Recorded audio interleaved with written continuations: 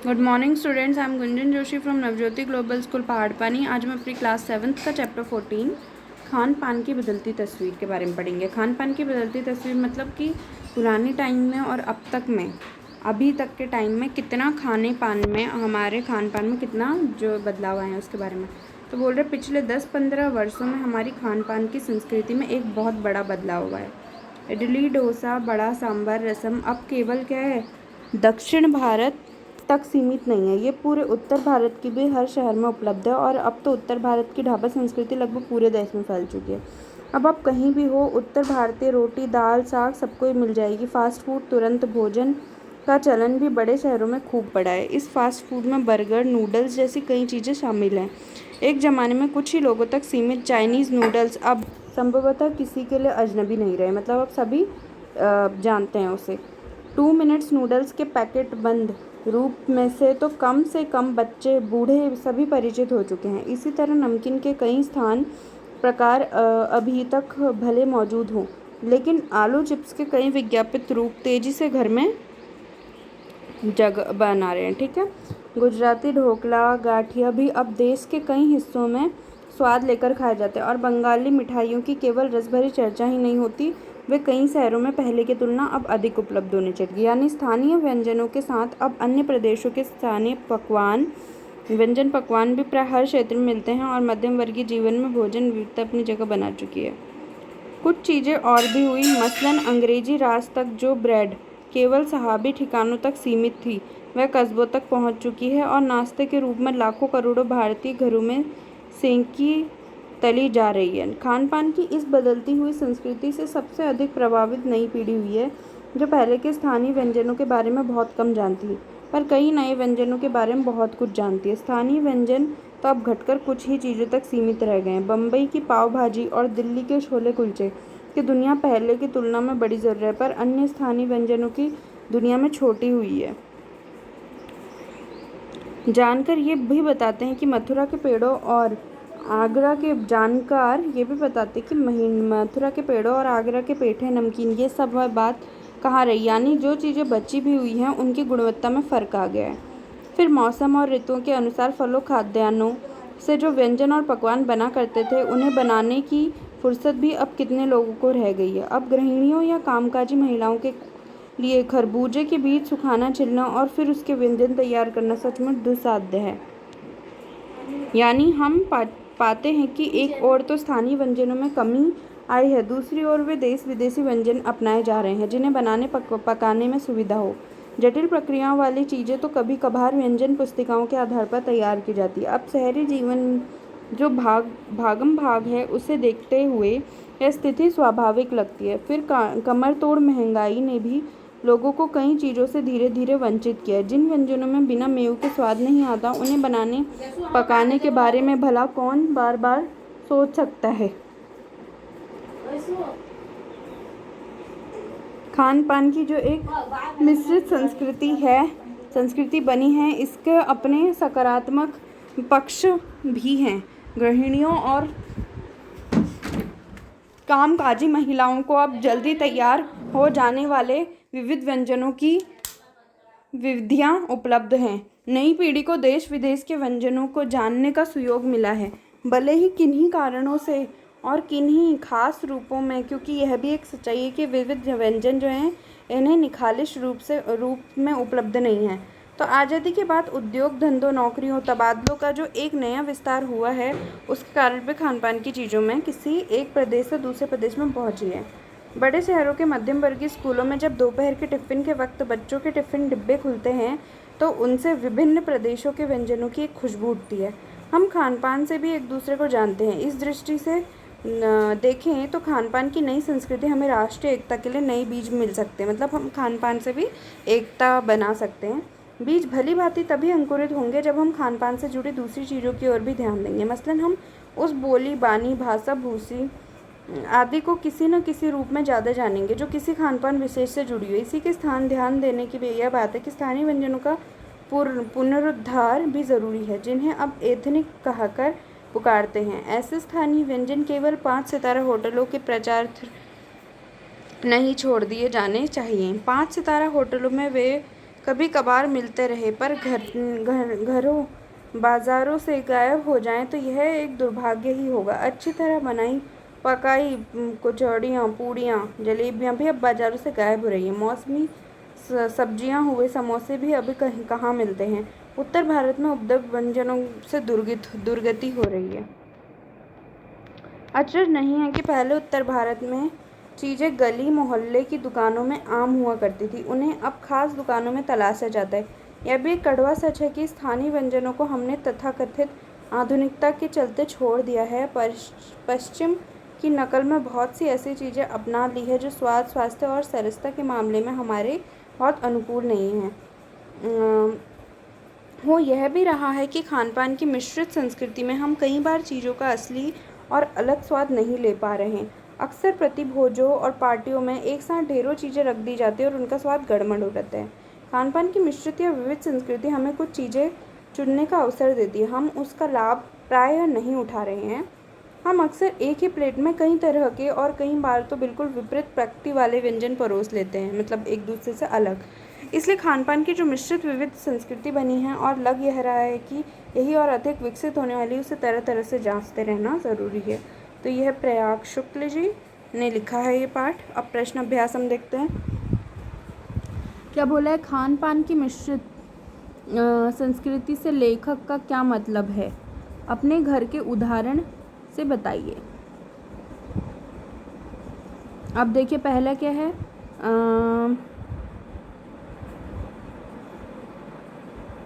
खान पान से की मिश्रित संस्कृति ना। तो अब देखिए खान पान की मिश्रित संस्कृति से क्या क्या वो होगा, क्या अंतर होगा, मतलब क्या अर्थ होगा। देखिए आप ही देखते हैं हमारे घर में क्या होता है। अब मिश्रित संस्कृति मतलब एक चीज़ नहीं रह गई है, हम इडली डोसा भी खाते हैं, हम दाल चावल भी खाते हैं ना, हम सब कुछ खाते हैं और अब एक चीज़ में हम सीमित नहीं रह गए हैं, ठीक है। तो वैसे ही बोल रहे हैं कि क्या जैसे पहले क्या करते थे, एक जगह की एक संस्कृति के हिसाब से वही खाना खाते थे। जैसे पंजाबी लोग साग और मट्टे दी साग, सरसों क्या कहते हैं वो, सरसों दी साग और मक्के दी रोटी कहते हैं ना, तो वो खाते थे ना। अब खान पान की जो मिश्रित संस्कृति से लेखक का मतलब यहाँ पे ये कि जो स्थानीय अन्य प्रांत तथा विदेशी व्यंजनों के खान पान का आनंद उठाना, स्थानीय व्यंजन खाने पकाने में रुचि रखना, उसकी गुणवत्ता तथा स्वाद को बनाए रखना, इसके अलावा अपनी पसंद के आधार पर एक दूसरे के प्रांत को खाने की चीज़ों को अपने भोज्य पदार्थों में शामिल किया है हम लोगों ने। जैसे आज दक्षिण भारत के व्यंजन में इडली, डोसा, सांभर इत्यादि उत्तर भारत में चाव से खाए जाते हैं ना। उत्तर भारत के ढाबे के व्यंजन सभी जगह पाए जाते हैं। यहाँ एक तक पश्चिमी सभ्यता का व्यंजन बर्गर, नूडल्स का चलन भी बहुत बड़ा है। हमारे घर में उत्तर भारतीय दक्षिण दोनों प्रकार के व्यंजन तैयार होते हैं। मसलन हम क्या हैं, उत्तर भारतीय हैं, हमारा भोजन रोटी चावल दाल है। इनके व्यंजन से ज़्यादा इडली सांभर बर्गर अधिक पसंद किए जाते हैं। यहाँ तक कि यह तो बाज़ार से ना लाकर घर पर ही बना दिए जाते हैं। खान पान में बदलाव के कौन से फ़ायदे, फिर लेखक इस बदलाव को लेकर चिंतित क्यों है। एक प्रदेश की संस्कृति का दूसरे प्रदेश की संस्कृति से मिलना, राष्ट्रीय एकता को बढ़ावा मिलना, गृहिणियों व कामकाजी महिलाओं को जल्दी तैयार होने वाली विविध व्यंजनों की विधियाँ उपलब्ध होना, देश विदेश के व्यंजन मालूम होना, स्वाद, स्वास्थ्य व सरसता के आधार पर भोजन का चयन करना, ये है कुछ बदलाव, ठीक है, जो खान पान में महत्वपूर्ण है, ठीक है।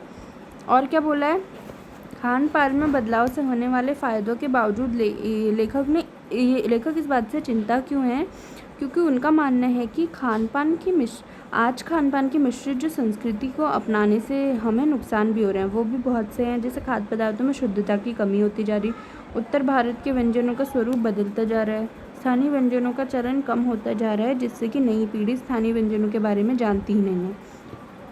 खान पान के मामलों में स्थानीयता का क्या अर्थ है। देखिए खान पान के मामले में स्वाधीनता का अर्थ यह है, स्थानीयता, हाँ, यह है कि किसी स्थान के खाने पीने का विशेष व्यंजन जिसकी प्रसिद्धि दूर तक हो। मसलन मुंबई की पाव भाजी, दिल्ली के छोले कुलचे, मथुरा के पेड़े व आगरे के पेठे, नमकीन आदि पहले स्थानीय व्यंजनों का प्रचलन था। हर प्रदेश में किसी न किसी विशेष स्थान का कोई ना कोई व्यंजन अवश्य प्रसिद्ध होता था।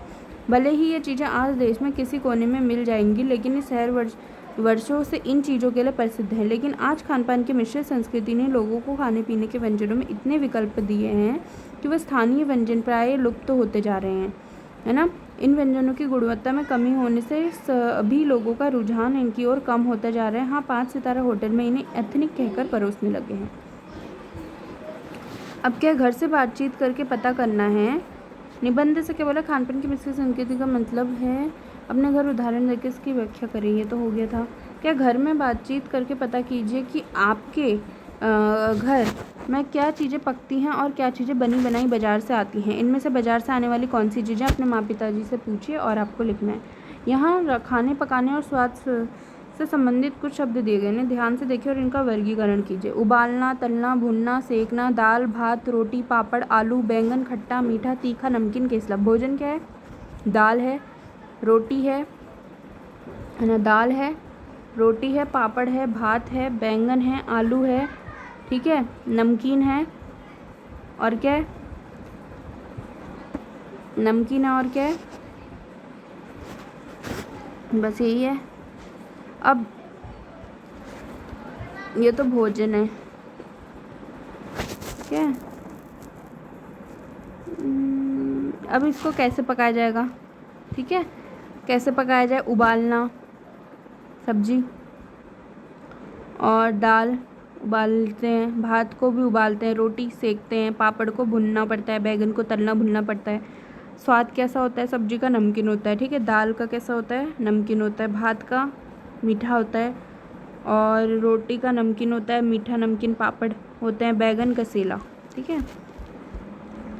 अब तीसरा प्रश्न क्या है? छौंक, चावल, कड़ी, इन शब्दों में क्या अंतर है समझाइए और इन्हें बनाने के तरीके विभिन्न प्रांतों में अलग अलग है। पता करें कि आपके प्रांत में इसे कैसे बनाया जाता है। देखिए अब क्या बोला है, उत्तर क्या है? अब तो छौंक, चावल, कड़ी है ना। छौंक, चावल और कड़ी में निम्न अंतर है। क्या है? छौंक में यह प्याज, टमाटर, जीरा व अन्य मसालों से बनता है। कढ़ाई या किसी छोटे आकार के बर्तन में घी या तेल गर्म करके इसमें स्वादानुसार प्याज, टमाटर व जीरे को भुना जाता है। कई बार इसमें धनिया, हरी मिर्च, कस्तूरी मेथी और इलायची, लौंग आदि भी डाला जाता है। चावल के चावल कई प्रकार से बनते हैं। उबले, सादा चावल, 1 भाग चावल व 3 भाग पानी डालकर उबालकर बनाना। चावल पकने पर फालतू पानी बहा देना। पुलाव, जीरे व प्याज को घी में भुनकर चावलों में छौंक लगाना। खूब सारी सब्जी डालकर पकाना। इसमें पानी नाप कर डाला जाता है, जैसे कि 1 गिलास चावल या 2 गिलास पानी। कई बार सब्जियों को अलग पकाकर चावलों में भी मिलाया जाता है, ठीक है। खिचड़ी, चावलों को दाल के साथ मिलाकर बनाना। इसमें पानी अधिक मात्रा में डाला जाता है, जैसे 1 भाग चावल, आधा भाग दाल व 3 से 4 भाग पानी। पकने के बाद जीरे व गर्म मसाले का छौंका दिया जाता है और सब में नमक स्वाद अनुसार डाला जाता है, ठीक है।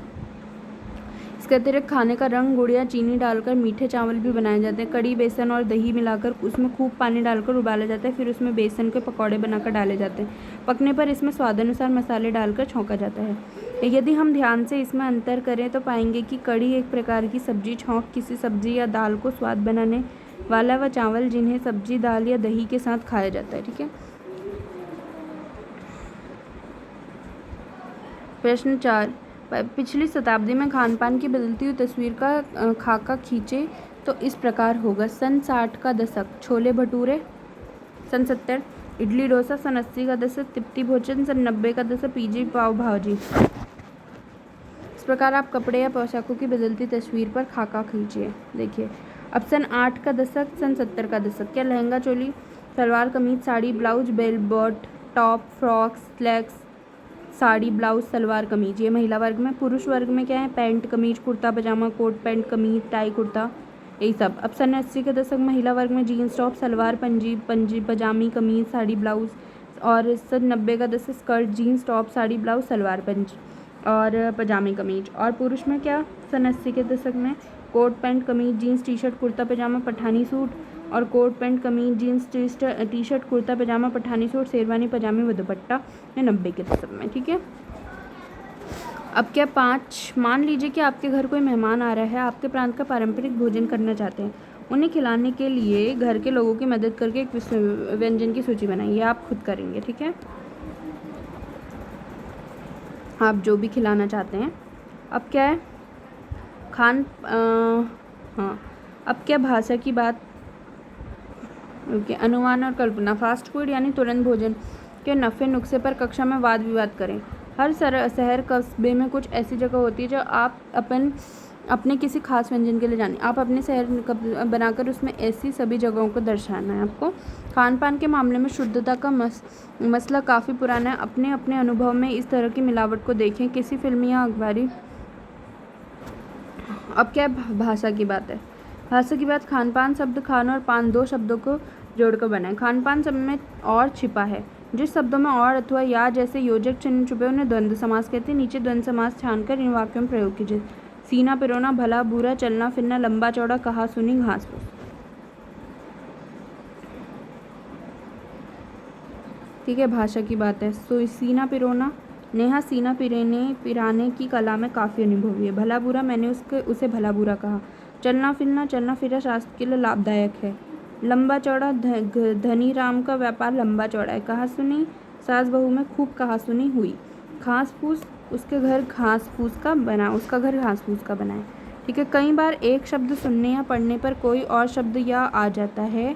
आइए शब्दों को ऐसी कड़ी बनाएं नीचे शुरुआत की गई उसे आप आगे बढ़ाइए। कक्षा में मौखिक सामूहिक गतिविधि के रूप में इसे दिया जा सकता है। इडली दक्षिण,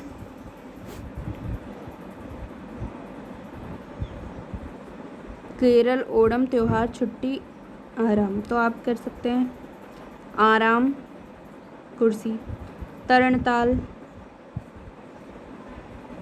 नहाना, नटखट बालक, चंचल बालिका। ठीक है, कुछ करने को, उन विज्ञापनों को इकट्ठा कीजिए जो हाल ही में ठंडे पेय पदार्थों से जुड़े हैं। उनमें स्वास्थ्य और सफाई पर दिए गए ब्यौरों को छांटकर आपको हकीकत क्या है उसका, देखिए अखबारों में पता चलता है, छापे मरते हैं तो कि यहाँ पे ये बने हैं, इसमें ये मिलावट हो रही है, तो आपको उसके बारे में पता करना है और उसको पता करके उसकी जानकारी लेनी है कि वो कहाँ का, कैसा और किस पदार्थ के बारे में बताया गया। ठीक है, तो मैं आशा करती हूँ कि आपको पाठ समझ में आया।